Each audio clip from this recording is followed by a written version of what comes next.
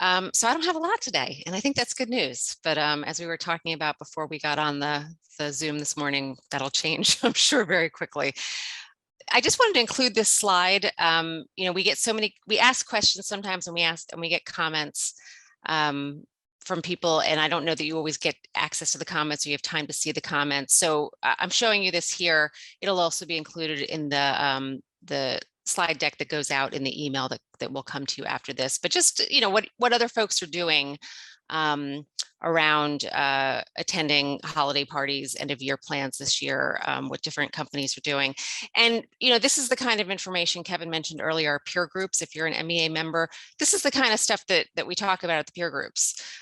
We talk about what's everybody else doing, so I can know what my peer companies are doing. I can get some ideas, maybe some things I hadn't thought about, maybe some vendors in the area who are doing things that might be helpful to me. But I just wanted to include that for that purpose. So just a minute on the ETS. It remains in legal challenge. As you guys know, the first thing that happened was that there was a race to the courthouse, and the Fifth Circuit Court of Appeal put a hold, and then there was a lottery to decide who would get well, not the ultimate say, but the second say, and that's the Sixth Circuit Court of Appeals. They have set the briefing schedule such that the earliest we will get a decision is December 10th. So that's the end of the week. And obviously that is after the first deadline that was set forth in the ETS. So at a minimum, this stuff's all getting pushed back.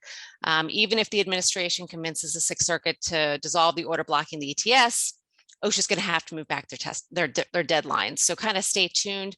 I said this last week. The ETS by design can only stay in place for 6 months. Of course, the Biden administration would like to have a permanent rule. Again, we'll kind of see what happens with that. And of course, now we've got the Omicron variant. How does that play into all that? That's not clear. I don't even think the scientists still yet understand exactly what Omicron means. I think there's a lot of hope out there that it's a weaker variant and that it might mean good things ultimately for the pandemic, but kind of wait and see with all that. But I think in the meantime, we are going to see other efforts being put in with regard to vaccine mandates. We just saw New York City do something. Sure, that will be challenged legally. There are legal challenges to the federal contractor vaccine mandate. There is a legal challenge to the healthcare mandate. So it's all very much stay tuned. You guys have heard me say this before. I think the Biden administration's goal was to get employers to just kind of put things in motion and do things, even if even if these mandates don't ultimately hold up.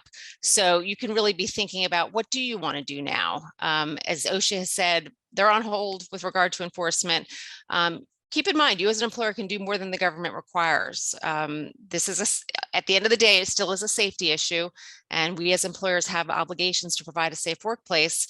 I wonder how this all plays into recruitment too. We worry so much about the unvaccinated people or the vaccine hesitant people leaving if we put in a vaccine mandate, or not wanting to come to work for us if we put in a vaccine mandate. But what about all the people who really believe that vaccines are important?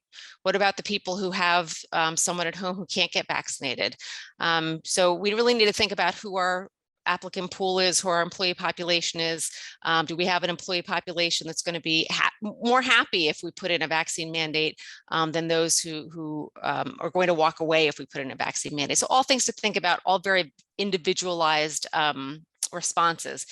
And I'm sure you saw this, and it's not that big a deal from the employer's standpoint. You don't really have to do anything, but it's something to think about, especially if you have employees who travel for business and travel internationally.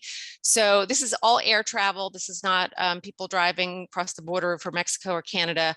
But if you're coming inbound to the US, whether you're no matter your nationality, your citizenship, or your vaccination status, you've got to get tested to come in. And there still is a requirement for foreign travelers to be fully vaccinated to come to the US. So that's just something to think about if you have international travel issues in your business. And then this is just you guys have seen this slide before if you're a frequent attendee of the Tuesday town hall, but we're getting this question quite a bit on Hotline. I think people are still wondering, what do we need to do with somebody who's a close contact of someone who has COVID? What do we need to do with someone who has symptoms of COVID? I actually got a question this morning from a member. We have an employee who has clearly has COVID symptoms, but they took a test and they were negative. What do we do? And so I just think you really need to be consistent. I would say have a written policy in place. These are the CDC guidelines with regard to quarantine and isolation. Again, this is just something for you to refer back to because you will all get the slides with regard to with an email that comes out after the webinar. But keep in mind that quarantine is for exposure, whereas isolation is for somebody who has a confirmed or suspected case. So the conversation I was having with this member this morning is, just because someone tests negative, they still could have COVID, right? The test could have been done too soon to have detectable levels of COVID. So you really need to think about in your workplace, what's our level of risk? What are we willing to tolerate with regard to safety? And it's not just safety, because when we saw this a year ago, right, before all the vaccines were in place, you have one person has COVID in the workplace, pretty soon a lot of other people have COVID in the workplace, and it could shut down at least a portion of your business. So really need to think about consistency. And I would say having a written policy in place. So that's quarantine. This is isolation. These are for people who have the confirmed or suspected case. So, and you really want to be as consistent as you can, like I said. And then what do you do around PTO? I think we've asked this question before of our attendees at the town hall, and folks are not doing a whole lot different around PTO. Last year, before we had vaccines, we saw more companies putting extra time in the PTO bank. Of course, FFCRA was in place. That has expired.